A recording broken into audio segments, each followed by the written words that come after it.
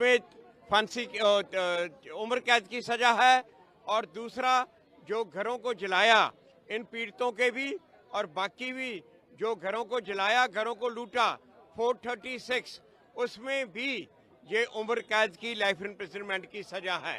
उसके अलावा जो इन्होंने 395 में जो उसमें 10 साल की सजा है, और इस तरह और भी कई प्रोविजन में डिफरेंट सजा है।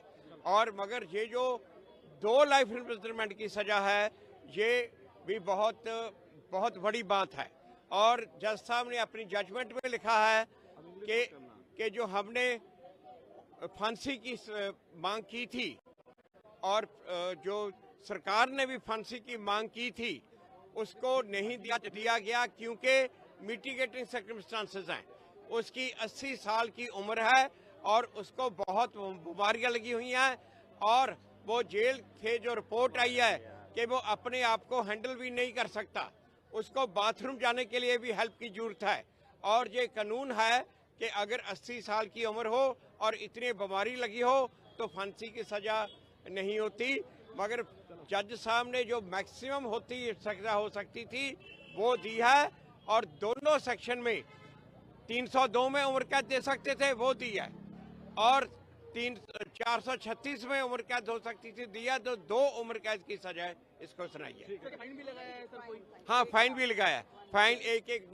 फाइन तकरीबन 4 लाख के करीब फाइन भी बन जाता है। देखिए, हमें इस बात का अफसोस है और अफसोस रहेगा कि सज्जन जैसा दरिंदा, जिसने 1984 इंदिरा गांधी के डेथ के बाद जैसे आतंक मचाया था दिल्ली की सड़कों पर, चाहे वो सात नगर हो, पालम हो, राजनगर हो, दिल्ली कैंट हो, सब जगह पे वो लीड कर रहा था, और पता नहीं सैकड़ों लोगों का कत्ल हुआ सिखों का।